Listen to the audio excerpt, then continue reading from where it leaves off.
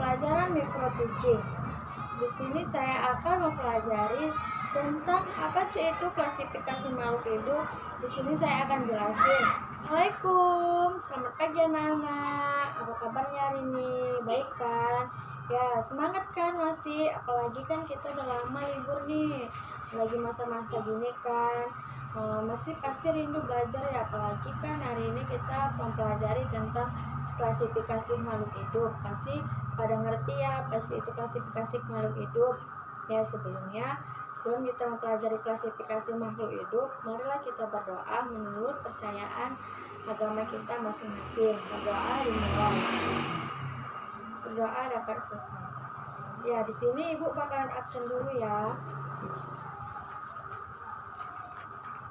Lili, Ririn, Hati, Anji, Ria.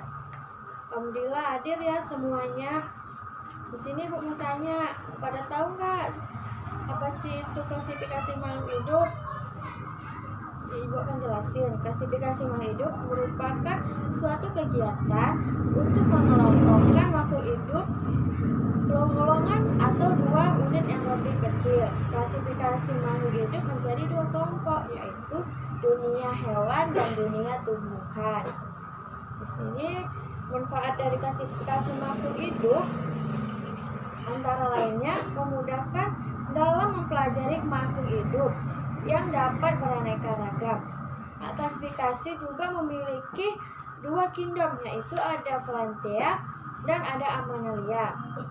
Dalam Plantea itu adalah dunia tumbuhan, di mana organisme yang memiliki dinding sel.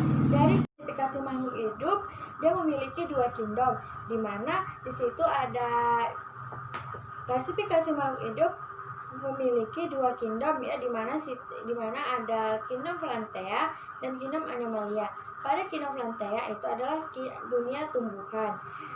Dalam dunia tumbuhan, semua memiliki organisme yang memiliki dinding sel dari bahan selula, juga memiliki berklorofil, sehingga mereka bisa melakukan fotosintesis, juga berlangsungan hidupnya, dan tidak memiliki klorofil.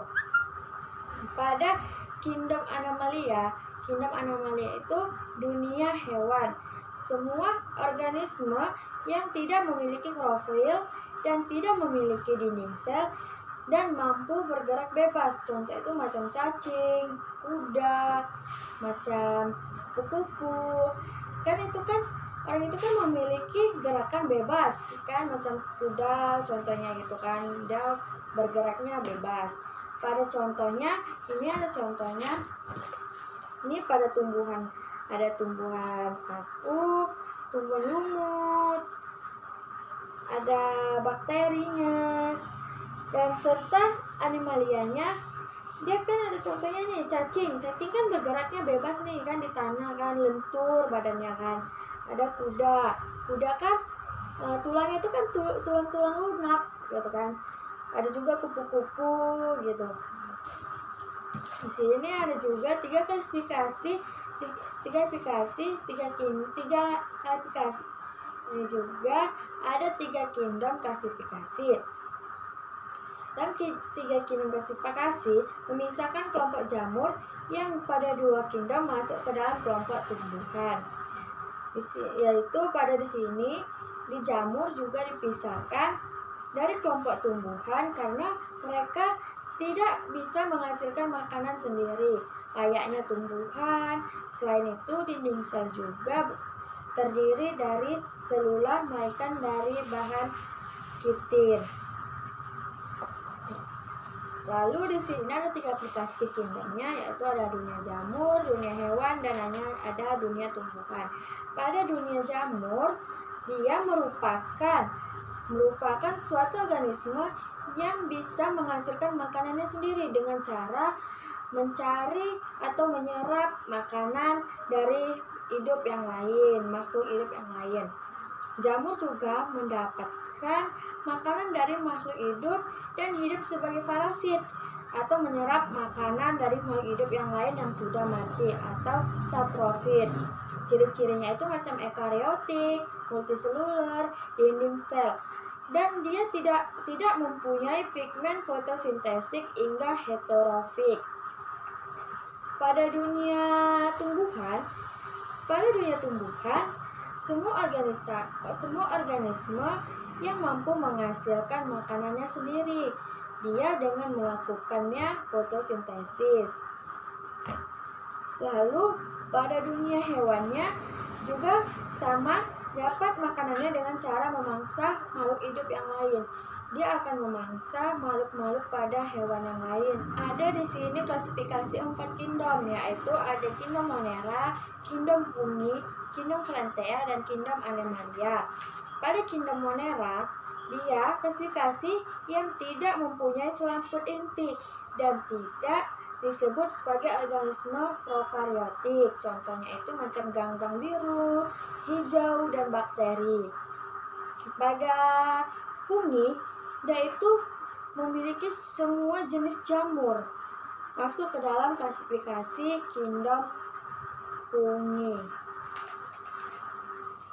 Lalu di sini ada namanya kingdom Plantae. Kingdom Plantae itu ini semua tumbuhan ganggang kecuali ganggang biru dan hijau.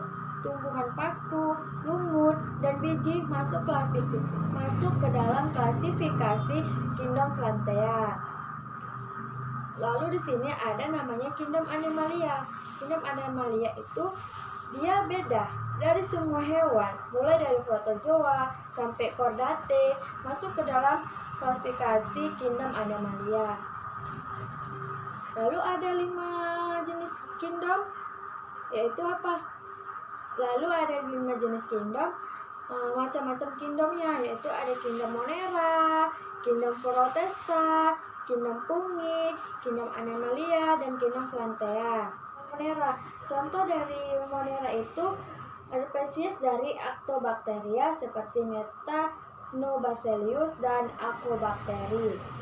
Lalu yang ada pada di Protista itu seperti Anoba, Eigulena, atau kelompok protozoa seperti kelompok mirip jamur. Lalu yang ada di fungi, contohnya itu jamur dan tumbuhan paku dan lumut. Pada Plantae, contohnya itu sama seperti fungi, dia memiliki tumbuhan paku dan tumbuhan lumut. Sedangkan di Animalia, dia memiliki contohnya ada Provipera, Mollusca, dan Coelenterata. Manfaat dari klasifikasi tersebut, dia studi dan manfaatnya untuk memudahkan pelajaran organisme yang beraneka ragam.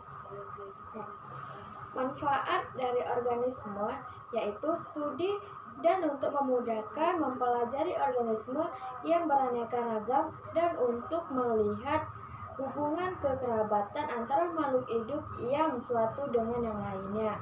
Proses penglasifikasiannya yaitu dengan cara meneliti, baik dengan pengenalan, pencirian, mencari persamaan dan perbedaan antara kelompoknya.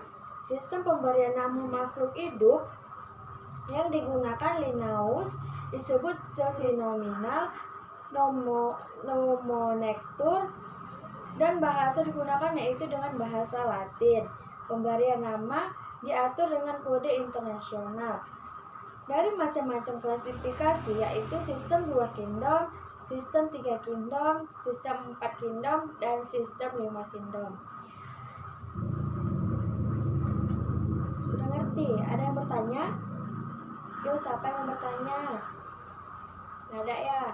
Yaudah, sebelumnya apabila ada kesalahan kata, ada yang salah dan percakapan, Ibu minta maaf.